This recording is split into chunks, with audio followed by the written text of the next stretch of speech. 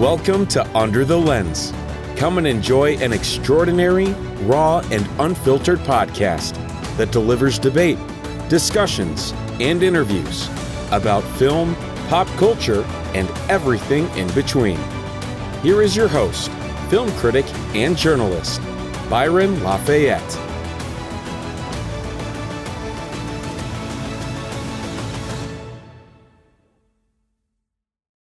My guest today is a retired Army lieutenant colonel who served in Vietnam as a helicopter pilot and aircraft commander, and in Iraq as an intelligence officer.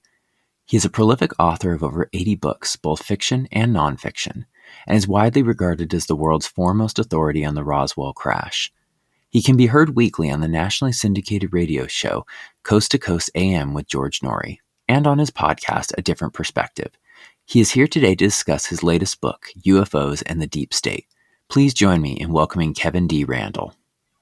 You know, in the course of your research and all your interviews and everything, you know, you obviously spoke to a huge amount of, military, and government personnel. And, I think that kind of, is interesting because that kind of goes into the topic. Obviously, I have your book here right here. It's kind of a little blue of it, UFOs and the Deep State. And as soon as I saw this title, when it was released, I thought I have to get this book. It just sounds so fascinating. And, and just, goes along with everything else that I'd read, of your work before. And I was like, oh, this just sounds like a very, very interesting subject matter within the universe, so to speak. Now, obviously, the deep state, so to speak, I feel like, people in the UFO community and the research community have been talking about that for decades. But, as, recently, I would say probably the deep state came into the mainstream with the media and news in the last 8 to 10 years or so, that we've been hearing a lot about it. Can you just, kind of explain, what is the deep state for our listeners who maybe have only heard the term on, CNN or Fox News or something like that? Like when you say the deep state in this book, who are you referring to? We're the shadow government. Mm-hmm. And what happens is we basically overthrow the government at least every 8 years, sometimes every 4 years. Mm-hmm. When we vote out the administration and vote in a new administration. But what you have is a level of bureaucrats, very high level bureaucrats, at the very top of the government who go from administration to administration. They're not appointees. It's, the Secretary of State is an appointee by the president, but an awful lot of the people in the State Department who are very high in the State Department are not governmental government presidential appointees. They're governmental employees, and they go from place to place to place. And one of the things people would say was, well, how could they keep this hidden from the president? If the president asks a question, they're going to have to answer. And that was my, if I'm the president and I ask a question about UFOs, and the guy says, well, I'm sorry, Mr. President, you're not cleared from that. I'm saying, you're fired, bring in your deputy. Mm-hmm. But what I learned by writing the book on the deep state was that just doesn't work out that way. And the best example of that was when Jimmy Carter was elected president. He was meeting with George H.W. Bush, who was the director of Central Intelligence at the time. And they're discussing a lot of different things. And the topic gets around to UFOs, which Carter was interested in. And before that discussion got too deep, Bush said, well, I'd like to remain as the director of Central Intelligence. And Carter said, well, no, I'm sorry, I'm bringing my own guy in. And he says, but I'd like to ask you about UFOs and ask him some questions. And Bush said, I can't tell you about it. You're not cleared to hear it. Well, what's he going to do? Fire Bush? He can't fire Bush because he's merely the president-elect at that point. But he refused to answer the question, which suggests something going on there that needed to be answered, but wasn't at that point. And at the point, Carter didn't have the power to change the question. By the time he gets into office, then he's bombarded with all the stuff that he's got to take care of right now, this minute. And you're looking at that sort of thing. And the other thing is, so he calls his director of Central Intelligence, or he calls the chairman of the Joint Chiefs of Staff, or the head of the FBI. He said, I'd like to know about UFOs. And the answer is, Well, Mr. President, that's a very complex question. Let me put together a report for you, and I'll have to contact some other agencies, and we'll get something put together for you. And somehow it never gets done. But other things come up. With Carter, it was the hostage crisis in Iran, which then sucked all the time. And there's other things. There's domestic problems. There's natural disasters. There's all kinds of things going on, and the president has to deal with these things. And dealing with UFOs takes a back seat to all of that sort of thing. And so when he says, "Well, I'd like to know about UFOs," I said, "Yes, Mr. President, we'll get you that information. Pull all that information together for you." But it never gets pulled together. And somehow, and they figure, well, we wait long enough. He's going to be involved in a new campaign. Or he's going to be involved in this or that or other thing, or he's going to be trying to help the next, in the Carter's case, the next Democrat be elected president, or defeat the Republican who is running, that sort of thing, and it just never gets done. It just, and we've seen that today with Congress mandating an investigation into UFOs. What have they accomplished since Congress mandated that? Absolutely nothing. I've sat in those briefings, and when I say sat in them, of course, through Zoom or whatever. But when the meetings are public, and I have access to them, I sit in through those meetings, and nothing is ever discussed. And the one that got me was the one that the first one they did. And they've got the two guys, and I don't remember the names, and I don't care to remember their names. It's written down on my blog, so you can read it yourself. But the Congress is asking them questions, and they get to Malmstrom Air Force Base. And this was where the missiles were shut down by an outside force, which supposedly can't happen. The missiles, you cannot do it from outside the control of the base, and yet somebody knocked an entire flight of missiles offline. So it's not supposed to be able to happen. And one of the congressmen asked about Malmstrom Air Force Base. And the two guys said, "Well, we don't know anything about that." Later, one of the guys did admit he knew he'd heard a little bit about it. But the point really is that you can see them tap dancing around the Malmstrom Air Force Base problem. The Air Force explanation is, well, it had nothing to do with UFOs, even though we had a whole bunch of sightings in Belt, Montana, and Belt, Montana is right there next to Malmstrom Air Force Base. Malmstrom Air Force Base is really scattered over like hundreds of square miles because the dispersal of the missiles silos. You don't want them all close together with one.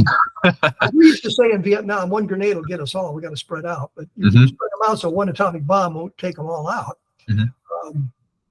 So, and there's the UFO sightings from there, and when the Condon Committee went to investigate the sightings at Belt, Montana, which was happening during their investigation at the University of Colorado, they went out there and they were talking to, I don't remember if his name is Lewis Chase or Chase Lewis, but he was a UFO officer. He was involved in the RB-47 case, which was another big UFO sighting some 10 years earlier. And the guy comes out, the Condon Committee guy comes out to talk to him about it. And he says, I've got clearance. And he says, well, you're not cleared to know this. And wouldn't discuss it with him. He was surprised that he even knew about it. So, I mean, that kind of gives you an idea of the deep state operating in that respect. It's the people who remain there from administration to administration. They're really running the government. They know where all the bodies are buried, so to speak. They know how to manipulate the system. Hoover stayed on as director of FBI forever and a week simply because he had files on everybody. You name somebody, he had a file on it, and if they were getting in his way, he'd say, well, I got this information over here. You might not want it to come out. And that's part of the deep state manipulating the system. So they're running the government. So when the president comes in, he has to rely on those people, even though he's bringing in his own people. But what expertise do they have to run the Department of Defense or the Department of State or the Treasury Department? What expertise do these people have? Is the guy coming into the DOD, has he been a high-ranking officer at one point in the military? Has he any military experience? Has he been in civilian side of the military chain of command, or is he just a political appointee? And so he has to rely on, or she has to rely on, the people who have been there forever. And they can control the information, and they can control how the people learn about it. So that's how the deep state works. The best example in the book is Smedley Butler, who was a famous Marine general, would be the only man to have ever been awarded 3 medals of honor, except the first incident. Marine officers were not eligible for the Medal of Honor. So he ended up with 2 medals of honor, and he would have had a third if Wow. But when FDR was elected, there was a great group of people who were not thrilled with his socialist agenda. And they thought they could get Butler, who was very, very popular, especially with the veterans groups, and there was like 5 million veterans in these groups that he could control. And they said, well, what we'll do is we'll bring him in, and he will be the chief of staff at the White House, but he will really control what's going on, and FDR would be the more or less the figurehead. So there's the deep state trying for a coup d'etat. To Butler's great credit, he said no way and blew the whistle. And of course, the newspapers all said, no, that didn't happen. They had a congressional investigation. I said, nah, it never happened. But some of the people involved in the investigation were people involved in trying to set this whole thing up. Wow. And that's how the deep state would work. They work behind the scenes. They work through the contacts. They work through the corporations. They work through other congressional representatives. They work through private organizations, philanthropic organizations. They work through all of that to bring people into line, and they can control the information. And if you control the information, you have the power. And that's the whole point. One of the questions I'm always asked is, why haven't they told the truth? We're sophisticated enough to understand. We're sophisticated enough not to freak out. And the answer is, it's all about the power. You control the information, you control the power, you control the financial aspect of it. It was the social media directing some of this stuff, and they just go off on tangents. And there's a lot of people who are very good at manipulating social media who don't have a clue to what's going on, but they have their own agendas. They have their own belief structures, and they're following that, and they're pushing the media. Well, the media thinks, well, this is very popular because there's 11 million people involved with this guy's social media account, so there must be something to it. So we got to follow up on that, never thinking that maybe we ought to check a little deeper. And that's when we see that going on today in a lot of stuff, not only in the UFO community, but a lot of other areas. We just don't have somebody picking up the phone and calling someone or chasing down the lead to see if this makes any sense at all. Almost nobody does due diligence anymore of research. That it just seems like they jump on just, the barest essential of a story. They run with it for a while. There's no digging deeper. There's nothing. And then they just move on to the next story. And it's really like, it's very discouraging and upsetting, to obviously somebody who, like myself, who likes to do research and writing. And, and I wish that there was more research and more verifying of information. And there's very few journalists who do it nowadays. Well, it's an idea of, I want to get there first with the story. Now, I understand when the story first breaks, there's going to be confusion. Oh, yeah. But you don't have to jump on it right away. Being there first isn't any good if you're wrong. You want to get the information correct. So you have to follow up on the leads, and they tell stories that you see a news story today, and you think about it for a moment, and say, this doesn't make any sense. If you sat back and you waited 2 or 3 days, you finally get the entire story, and it's just not quite the way the media is portrayed it. And we've got to look at all of that sort of thing. I mean, we have that in the UFO field all the time, with wanting to get the story first and not saying, well, maybe I should take a moment and try to talk to somebody about this, see if I can maybe learn a little bit more about it, follow the lead, see if this makes any sense. And that's the deal with Jacques Vallée's latest book.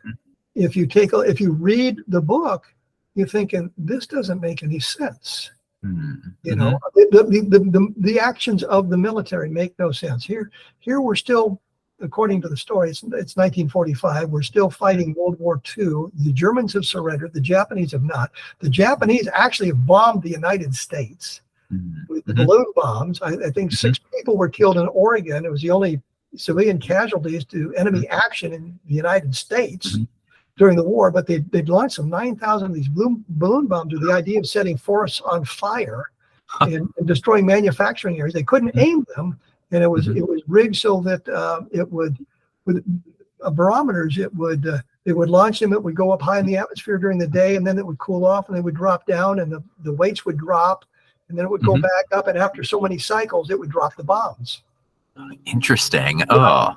And so you've got that going on at the time, in 1945. So now we have the story of these two young boys finding this object on the ground, seeing this crashed thing, whatever it is, and nobody knows exactly what it is. It doesn't look like any conventional aircraft. And the military comes in and they're going to retrieve this thing. Okay, got that. But they don't guard it. They get there, they set up, they go off and come back the next day. They load the thing on the trucks and they drive to a local restaurant and have dinner. They don't guard the thing. It's open for anybody to see. This makes no sense to me as a former military officer involved with both intelligence and military police. At the end of my career, after I was a helicopter pilot, I'm thinking there would be people on that site until it was removed. Period. You do not leave. You don't know what this is. This could be some sort of weapon that could be very destructive. So you don't leave. Once you've discovered it, you don't leave it until you get it out, until you can figure out what's going on. And that makes no sense. But for some reason, that question never arose. Why would it be? Why would they not guard the area? In the Roswell case, once they were directed to what we call the debris field, there were military people there the whole time. Once Marcel left and came back with the report, they went out there and they cordoned off the area. And we got report, and that's one of the things we were talking about earlier. Well, did you see it? No, but we ran into the cordon. Judd Roberts told us that. He said, yeah, we pulled off the road and we were going down the road and ran into an MP who stopped us and turned us around. So we talked to some of the people who ran into the military cordon. Doesn't prove it was an alien spacecraft, just proves there was a military cordon. This means something. Yeah, something was there. But the point simply is there was cordoned off. Once the military was there, it was cordoned off. It was until they got the thing cleaned up and removed. But in this Trinity case, that never happened. It was just one of the red flags that caught my attention when the book came out. With all of the different, as you said, different information that comes out, some of it is accurate, some of it is not, and with what we were talking about earlier of the deep state, kind of, putting their own spin on certain media stuff and trying to control, perception and information. Does the deep state put out disinformation into the UFO community, and do they try and discredit in that sense with fake information? Absolutely. And you can see it beyond just UFO field. You can see them putting out bad information on things all the time, and you have to go back and correct it later, sometimes later. But yes, in the book I talk about two Air Force enlisted men who were at the Devil's Den, and I talking to them, or talking to one of them at least. It was clear to me that something transpired there, and it was some kind of manipulation by well, it had to be the Air Force because OSI was involved. But it reminded me then we get back to Rendlesham Forest as well. And it's clear that all those soldiers, those airmen who were involved in that operation were subjected to some kind of chemical interrogation at some point. Charles Halt says, Charles Halt said, no, he wasn't interrogated, but all the enlisted soldiers were, and the junior officers were. I suspect he was too. He just doesn't want to admit it. Just my supposition. But we talked to John Burroughs and we talked to Jim Peniston, and it's clear that they were manipulated, and it was all part of the deep state doing that. They're covering up that sort of information. Want to talk about disinformation? The Condon Committee would be part of the deep state manipulating the information. They found a university who would take the contract, and you read in the correspondence between Robert Lowe, who was one of the primary people at the Condon Committee, and George, and his name escapes me. But it's all written. It's all written down. But he sends to Lowe this letter. It says, "Here's what the Air Force would like you to find. You did a good job on the investigation. There is no more to be learned about UFOs. Nothing of scientific value can be learned, and the Air Force should shut down Project Blue Book." This is all discussed prior to the beginning of the investigation. It's all discussed, and it's late. I mean, we've got copies of the letters because the letters were put into an archive, and I think it was Mike Swords who found them. And so we have those letters. I put up the blog on my blog. I put up the letter about this, and you can see exactly what they're doing. That's the deep state manipulating the situation. Here's what we want you to find. The university goes out and finds it. One of the cases that just cracks me up is their solution was it was a natural phenomenon so rare it had never been seen before or since. I'm sure if you discovered a new natural phenomenon, maybe there's something in scientific value you could learn by studying this. They don't even deal with the Levelland case, where there's literally dozens of witnesses to their cars being stalled in Levelland, Texas in November of 1957. The sheriff's car was even stalled. And I did a book on Levelland where that information is laid out. But they didn't even look at that. All they said was, we can think of no phenomenon where magnetic phenomenon, electromagnetic effect that would suppress a car engine. And then when it's removed, the car would restart spontaneously. Well, if you go through all the cases of electromagnetic interference stalling cars, which I did, you find out very few people talk about their cars starting spontaneously. They all take some action. The car started normally when the UFO was gone. That sort of thing. Only one guy in Levelland said that his car started spontaneously when the UFO took off. The others were talking about, well, I got back in the car and it started up okay, that sort of thing. But they just blew it off because we can think of no mechanism where the electromagnetic pulse, if you will, stopped the car engine, and when that was removed, the car engine started spontaneously. But very few people talk about that, even in all the other cases. I looked at 485 cases. Of that. Well, I say 485. Mark Roddicker had done something, the vehicle interference for the UFO study, but I also looked at Jacques Vallée's Passport to Mongolia, and other sources. I had a bunch of other sources. I think Franz Ridge and another fellow, I think his name was Neff, put together a compendium of compass interference cases where close approach of the UFO would cause a compass to spin or something like that. So I looked at those cases as well because I'm looking for electromagnetic interference. And that was one way to verify that. But that just shows the deep state manipulating the information just narrowly to the UFOs. A lot of people say, well, who cares? It's UFOs. But if they're doing it in UFOs, what else are they doing it in? What are they manipulating? What information are you getting today that tomorrow is going to be wrong? But today it's important. Very true. Oh, that's interesting. So, with them, as you say, manipulating the information, and there's, these different, military investigations going on.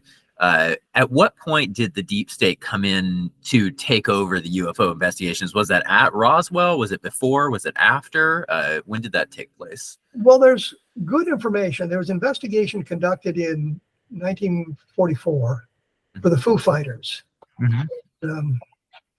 Keith Chester did a book on that and documented a great deal of that investigation. But it all ended when the war ended because there was no longer any imperative to learn what was going on, what the Foo Fighters were. Then we go to 1946 and we have the ghost rockets over, Scandinavia. I think it started in Finland and moved to, Sweden gets most of the credit for it now, but it was all over Scandinavia and then it moved to Northern Europe. And there was a guy named Harold McCoy, Colonel Howard McCoy, I'm sorry, who investigated that. Howard McCoy, by the way, was involved with a Foo Fighter investigation. Mm-hmm. So we get to 1946. We got the ghost rockets. Nobody knows what they are, and they still don't know. The consensus was it was some kind of intimidation attempt by the Soviets for the part to intimidate the Swedish government. But when the Soviet government fell and everybody had access to it, there was no evidence of that whatsoever. But Howard McCoy was all of that. When December 1946, Howard McCoy is called by Nathan Twining, who was the commander of Air Material Command, said, "I want you to investigate some of these UFOs, not UFOs, come to these sightings, see what's going on," because they're still collecting data and they would have access to incident reports from the military. So Howard McCoy puts together a unofficial investigation, and of course, when Kenneth Randle makes the sighting in 1947, or in June of 1947, well, it became an official investigation. And the deep state, I think, entered the investigation probably about a year later, with the estimate of the situation that they talk about and how the Hoyt Vandenberg had slapped it back down and said, "You didn't prove your case," and there was this manipulation of the data. I think if you looked at the information that would have been available to Hoyt Vandenberg, he would have been a little bit less dramatic in saying there's nothing to this. And once he says that, of course, the Air Force officers involved in it, we're not going to do anything to contradict the Air Force Chief of Staff, because that's not good career progression. And so the investigation kind of went away. Then you get to the summer of 52 with Ed Ruppelt doing a really a good investigation and trying to revitalize it through 1952 and all of that going on. And then you get the Roberts Panel of 1953, which was investigating what had happened in 1952 and other UFO sightings, bringing all of this information forward. And their recommendation is to debunk UFOs, show a mysterious sighting, and then the solution for it. Convince people there's nothing to it. So you've got sort of the official beginning of the deep state. I would pin on the Robertson Panel in 1953, but all of this history leads up to the Robertson Panel. And to understand the Robertson Panel, you understand the history. If Roswell is real, they've got an alien spacecraft and they can't figure it out.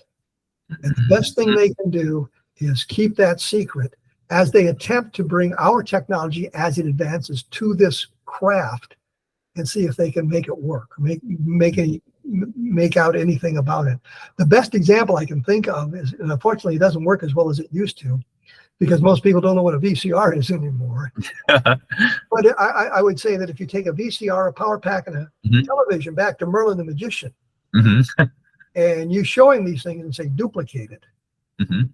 You know, it shows him the videotape. It's basically a black ribbon. But if you know the secret, you can get pictures and color sound. You can get color pictures and sound from it.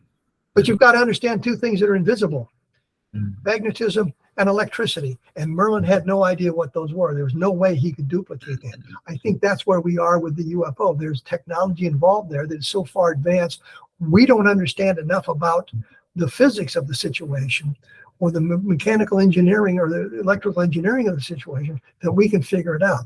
I think, and this is the only, I think our stealth technology may have grown from some of that, because they were talking about the composites of the material.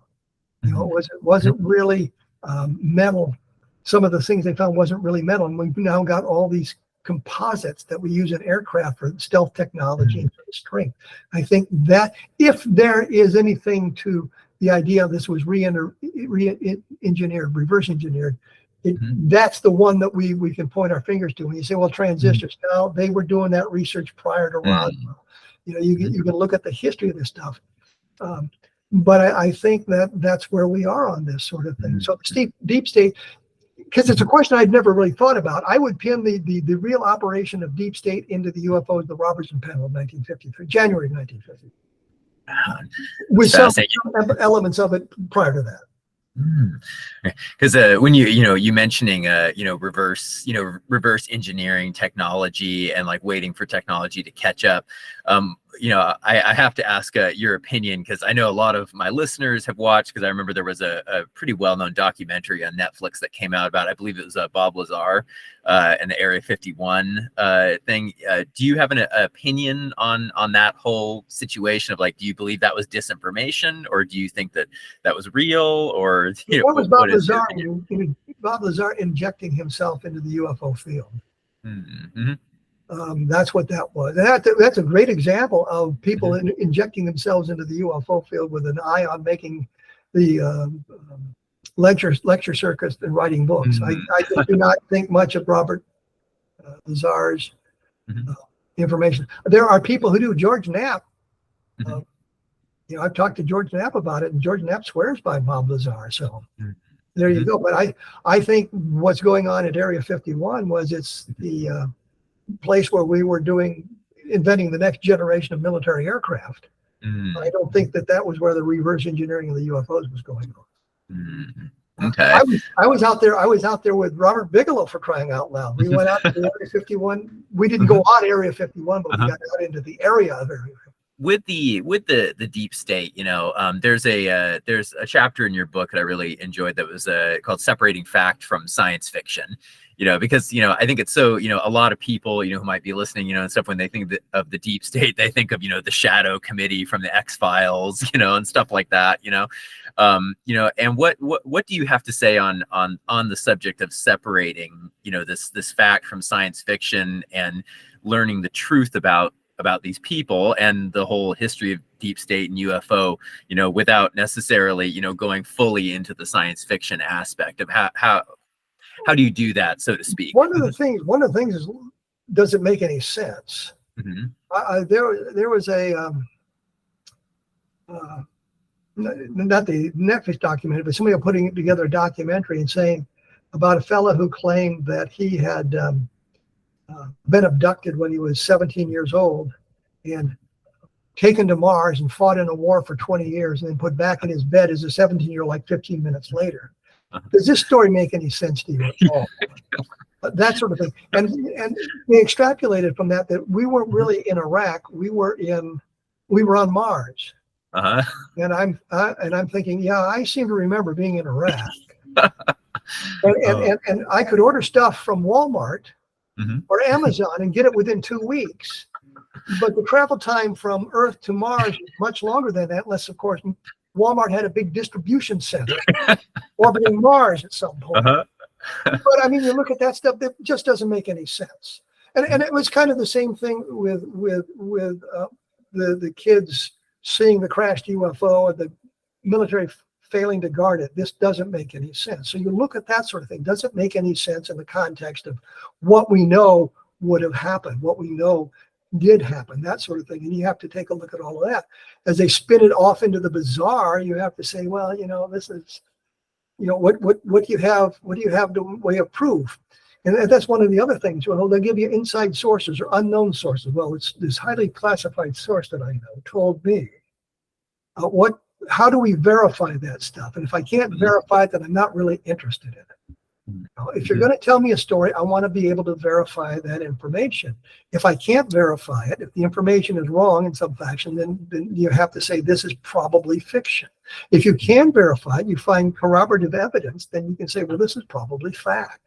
But you have to be very careful you don't get blinders on and get caught up in confirmation bias. I believe this is true, ergo, this must be true. Or going the other way. I know that there's no alien visitation, ergo, anything you tell me about Roswell has to be wrong. It doesn't matter how many witnesses we present, what the documentation shows, limited though it is, that sort of thing. They just reject all of that. And I found that in a number of cases of people claiming to have been involved in UFO crash retrievals. There was a guy named Robert Willingham who talked about having been at the scene of a crash retrieval. Len Stringfield had his story in his book, one of his status reports, I should say, and mentioned that. And so I believe the story too, because there was an affidavit on file at CUFOS signed by Willingham talking about this sort of thing. He was an Air Force colonel. And so prior to the explosion of the internet, we went with that sort of thing because, there's an affidavit, we got the guy and this sort of thing. But then I began looking into the story to see what was new about it and discovered all kinds of things. I discovered the Skylook magazine, which was MUFON's first publication, evolved into the MUFON Journal. The story was in there, but it's significantly different than what the affidavit said. Willingham said, well, I was flying an F-94 fighter, and we got a call from the DEW line about this object, and then it crashed in New Mexico in 1948.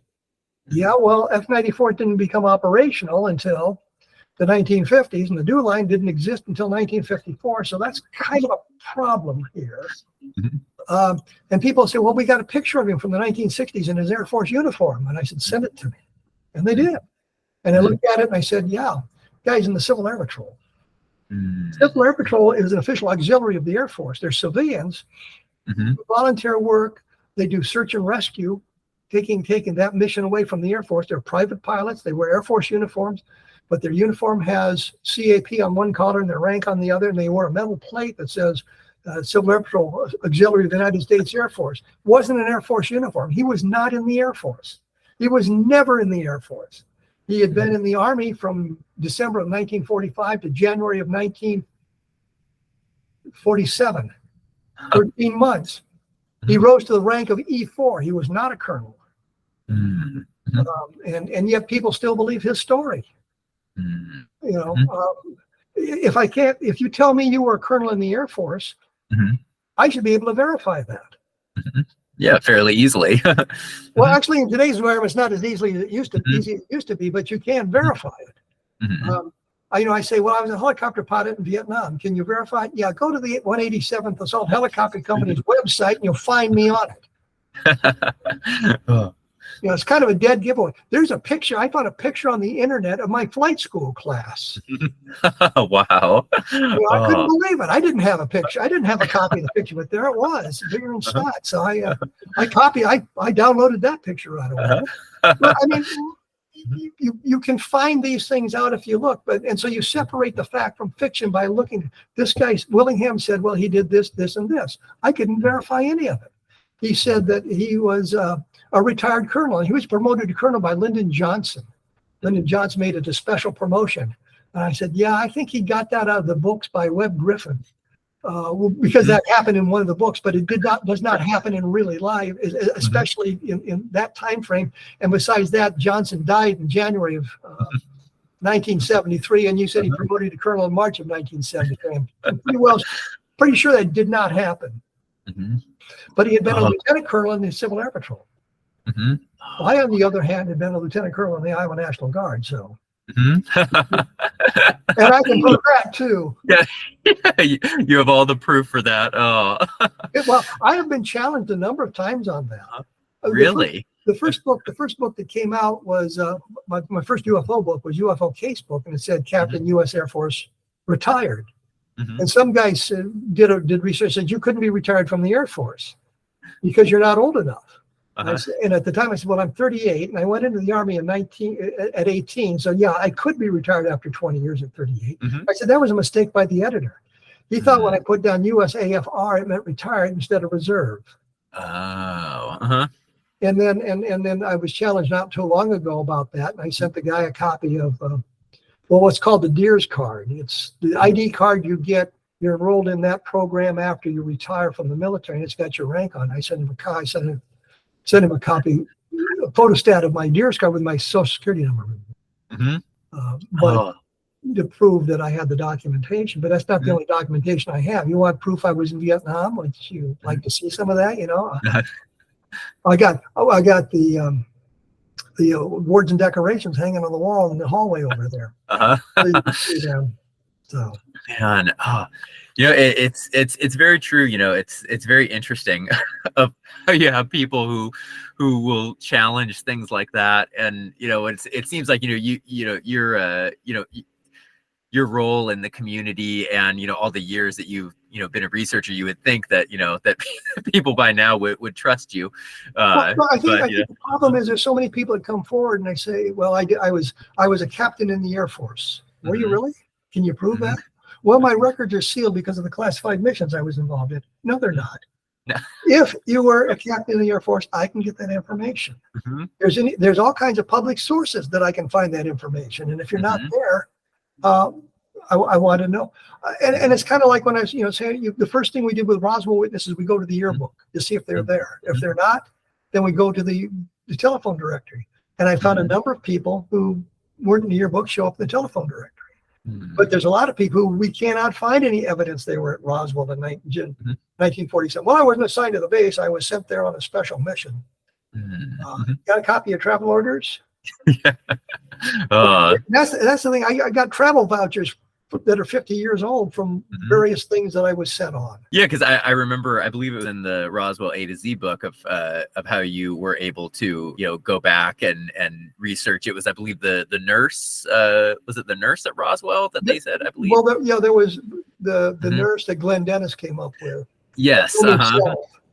And we could, and a lot of that work was done by Vic Golubic, by the way. He chased a lot further than I did, but we couldn't find any. She wasn't in the yearbook. She wasn't in the telephone directory.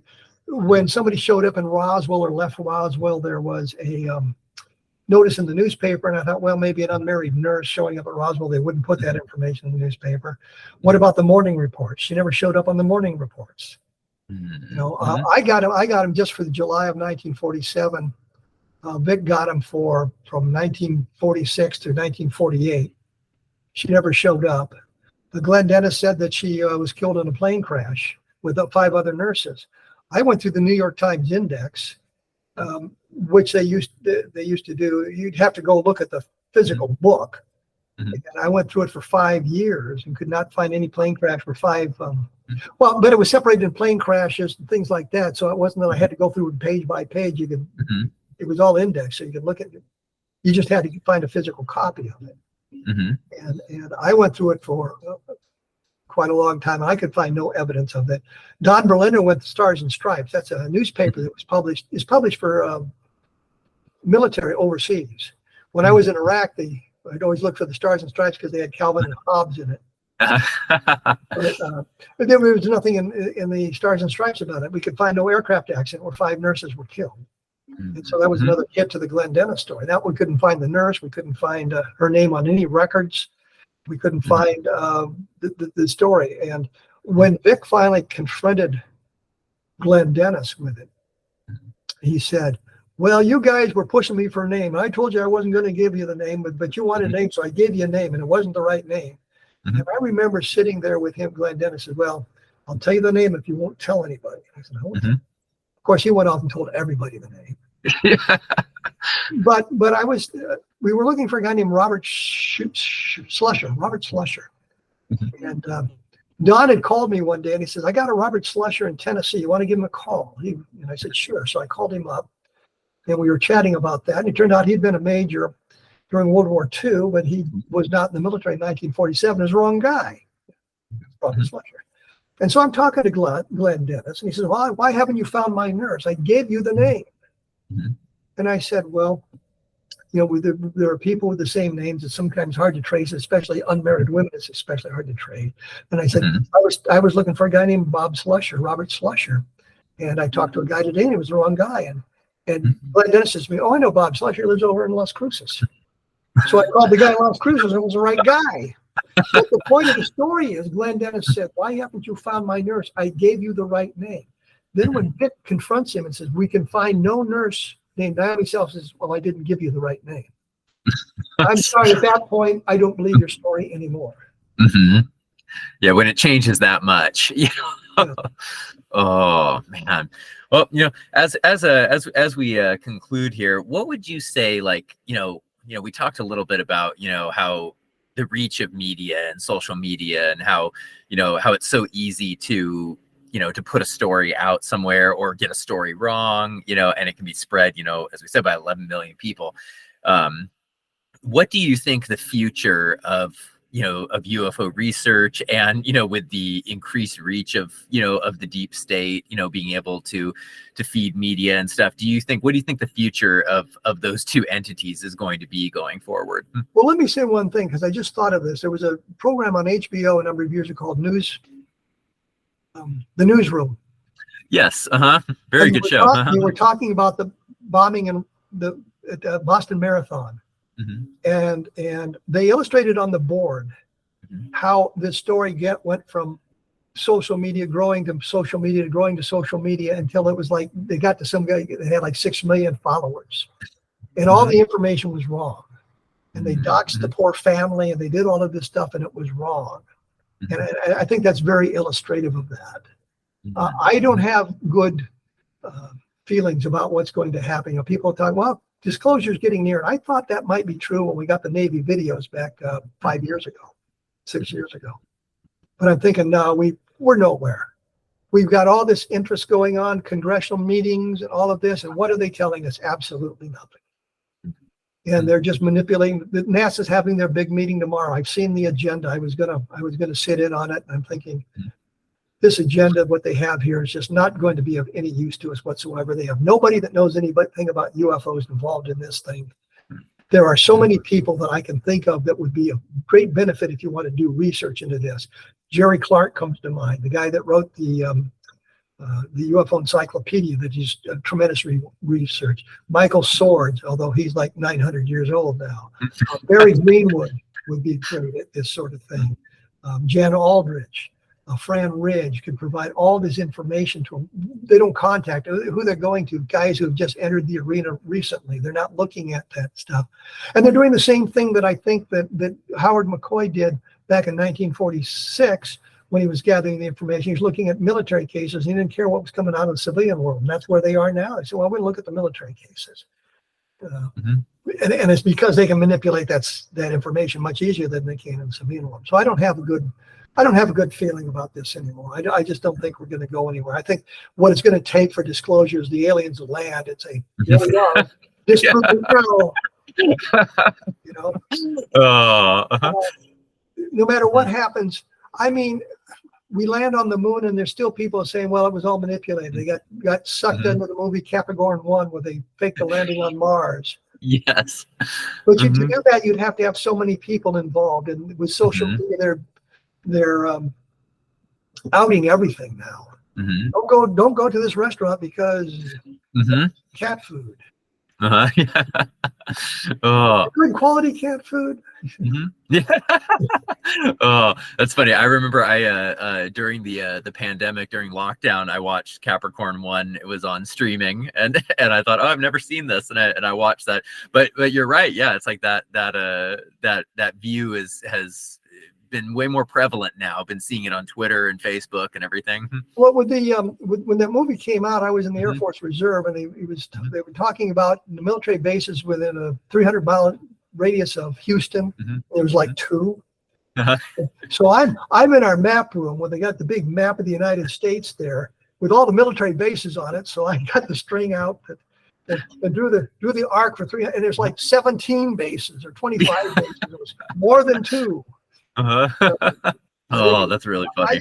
I just don't have good feelings about this, and I think they're going to the way the last meeting went that I sat into with the chairman of the committee, and I think Joni Ernst from Iowa, and Sean Kirkpatrick, who is the head of Aero, and they really didn't talk about UFOs. They talked about the materiel and the distribution and the deployment of the investigation, but they didn't talk about any sightings. And I think we're going to get that tomorrow. I'll sit in for a few of the sessions I picked out, but I'm not going to sit through the whole thing for all day because those things become extremely boring. What would you say to any of our listeners who are interested in, UFO research, or they are thinking that they want to go into that field, being a researcher themselves? Is there any advice that you would give them? Find another occupation. Being a UFO researcher doesn't give you any money unless you've got some kind of inside connection, as you can see with some of the people they're trotting out. I was able to do it because I was able to write books. and I write magazine articles. I think I mentioned I paid part of my college tuitions by writing magazine articles on UFOs in the 1970s when there were like 6 magazines available, and you could write for them. But once you get into research, don't get caught up in confirmation bias. I want to believe that all UFO sightings are alien spacecraft. Well, they're not. I was standing in the police station in just over the border in Grant County, Wisconsin, the sheriff's office in Grant County, Wisconsin. And some guy called in. It was during a mini flap in the area. Some guy called in and said that he had one landing in his backyard. And one of the guys said, "You want to go?" And I said, "Oh, yeah, in the backyard. I want to go." And we got there and we go through the house. And he says, "There it is. See, it's bright red. It's flashing over there." And we said, "Yeah, it's a radio tower, you dummy." I've been here for 10 years. We didn't call him a dummy, but No. another guy said there was one flying over his house, and we got there, and it was the clouds moving by the moon. He had an observation of the moon, for crying out loud, but the clouds just obscuring it quite enough. It looked like some kind of an orb. He said, "It's the moon, for crying out loud." Bob Cornett and I went through the Air Force Project Blue Book files when they first were made public back in 1976. We may have been the first 2 civilians who've gotten in there before they went to the National Archives. And we were joking about some of the sightings being solved as joint military-civilian observation of the moon. How can you be that dumb? And then we were getting out doing field research, and there's people seeing the moon. One of the pictures taken in Grant County, Wisconsin, looked like a sort of a hot cross bun or something. It was a triple exposure. Yeah. Oh, that's hilarious. Oh, but I guess it's exactly what you said, though, of confirmation bias. If somebody wants to see something, then they'll manufacture what they're seeing into what it is. One of the problems we're in today, SpaceX launches. I don't know how many sightings have been reported at the National UFO Reporting Center that are SpaceX sightings. The pictures are spectacular, or the SpaceLink satellites. Up there going on, and you can see the launches from 300-400 miles away. It's just unbelievable, and I really like the pictures. But it's that sort of thing. People are not as aware as what they could be, and we throw something new in there. The recent conjunction of Venus and Jupiter again launched a whole bunch of UFO sightings. I have a picture I took 20 years ago when Venus and Jupiter were close together. And people say, "Is that 2 UFOs?" No, that's Jupiter and Venus. Ironically, the big one is Venus. Well, because it's closer. It's funny you mentioned the SpaceX launches, because I can actually completely confirm that, because I was out shopping one day when they did one of the launches. I'm in Southern California, and so could see the absolutely gorgeous, the rocket trail is absolutely amazing, and I was outside, Trader Joe's, and I was filming it on my phone. Oh, and there was people coming out. Is that a UFO? So it's like, well, if you don't know what it is, I would agree, but I know what it is. So it's very true of what you said, not everybody being aware of what's going on and everything. One guy called me one night, a friend of mine called me and says, "It was a UFO just flew over here. I watched it cross the sky." And I said, "Yeah, I saw it too." He said, "Oh, it's amazing." So yeah, it's a space station. Man, that's really funny. Oh, well, where can people follow your work, or get your books, or listen to you on the radio? Where can they go to get that information? Well, I do a horrible job of promoting myself, but I do a 3-minute segment on Coast to Coast once a week. It's on. Well, it's your time. I think it would be on at 10:20. It's for my time. It's on at 20 minutes after midnight, 12:20. So it's 3 minutes on the Coast to Coast with George Noory, and it's just an update of what's going on in the world of UFOs and a couple of sightings from there. My blog is at www.kevinrandle.blogspot.com, and I haven't been as faithful as putting stuff up there as I should be, because there's been other activities I've been getting involved with that I needed to deal with. The books are available at Amazon.com. And for those of you who are interested, I also do an action adventure series as Eric Hilm that's just recently been republished. So if you type in Eric Hilm, well, that's me. And you can see these series called Vietnam Ground Zero. And I did a blog at www.vietnamgroundzero, all one word, all lowercase, .blogspot.com, which I call my relatively true stories of my Vietnam service. And I say relatively true because I, for years, was telling people we left our Thanksgiving meal in the serving line of the mess hall because the flight was scrambled. And as I was looking at some of the letters I'd sent home, I found the letter I'd sent home, and I explained that we had been at Tain Inn for Thanksgiving, and they were going to bring us a meal, which turned out to be lousy, and we had to pay for it. There were times when we did get scrambled from the serving line or from the mess hall, scrambled all flight crews type thing. So that did happen. It just didn't happen on Thanksgiving. Yeah. I went through the letters. I try, this is what my memory is. This is what the letters say. So here you go. So, but that's Vietnam Ground Zero, and there's other books Eric Helm is producing now that's are coming out. So take a look at that. Oh, definitely. Well, I can definitely confirm and tell everybody, definitely check out his books. They're very, very good.